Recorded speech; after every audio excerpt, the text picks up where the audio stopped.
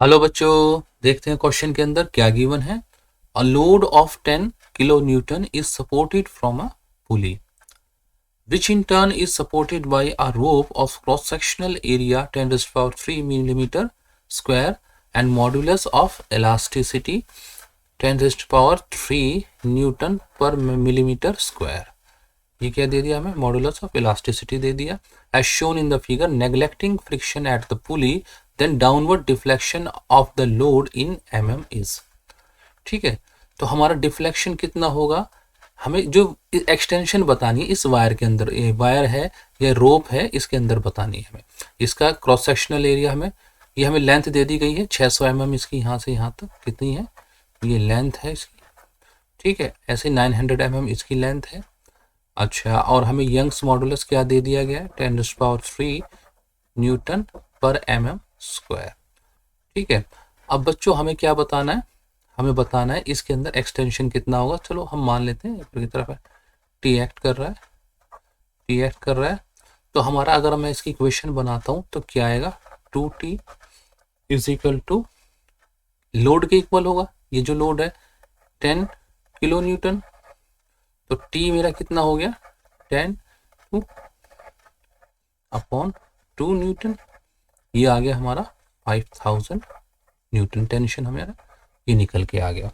ठीक है, अब लॉन्गिट्यूडनल स्ट्रेस कितना होगा? लॉन्गिट्यूडनल स्ट्रेस, लॉन्गिट्यूडनल स्ट्रेस हमारा क्या हो जाएगा? इस रोप के अंदर हो जाएगा sigma is equal to force per unit area होता है। फोर्स कितनी यहाँ पर? टेंशन के इक्वल है, टेंशन के इक्वल रिस्टोरिंग फोर्स हो जाएगा हमारा। मैं यहाँ रख लेता हूँ। एरिया कितना दिया हुआ है? एरिया हमें दिया क्रॉस सेक्शनल एरिया 10⁻³ देखिए बच्चे mm में स्क्वायर के अंदर ये दिया गया है हमारा, तो हम इसको चेंज नहीं करते क्योंकि हमारा डिफ्लेक्शन ये भी हमें mm में पूछा गया, तो डायरेक्ट आंसर ऐसे ही आ जाएगा। तो इससे क्या हो गया? तीनों जीरो गई, तो हमारा ये कितना निकल के आ गया? 5 न्यूटन पर mm स्क्वायर। ठीक है, मैंने mm को किस में, मीटर में नहीं करा है क्योंकि यहाँ पर हमारा जो डिफ्लेक्शन है, लोड है, mm में ही पूछा गया है। ठीक है, नहीं तो बाद में कन्वर्ट करना पड़ेगा, फालतू में हमारा टाइम वेस्ट होगा। ठीक है, और उसकी ऐसी कोई ज़रूरत भी नहीं है। अब एक्सटेंशन कितनी होगी इसके अंदर? एक्सटेंशन हम निकालते हैं तो हमारे पास यंग मॉडुलस का फॉर्मूला क्या था? F/A। ठीक है, डेल्टा L/L। तो डेल्टा L मेरा क्या हो जाएगा? डेल्टा L हो जाएगा फोर्स एरिया, यंग्स मॉडुलस यहाँ ले आते हैं, और ये मैं सारी वैल्यूज रखता हूँ उसके अंदर। कितना आ जाएगा? ये क्या है? हमारा स्ट्रेस है जो हमने कैलकुलेट किया है 5 न्यूटन। इसको मैं ऐसे भी लिख सकता हूँ। ठीक है, मैं ये वैल्यूज रख देता हूँ इसके अंदर, तो ये 5 आ गया। लेंथ कितनी है टोटल? 900 वो है और 600 ये, 1500 mm।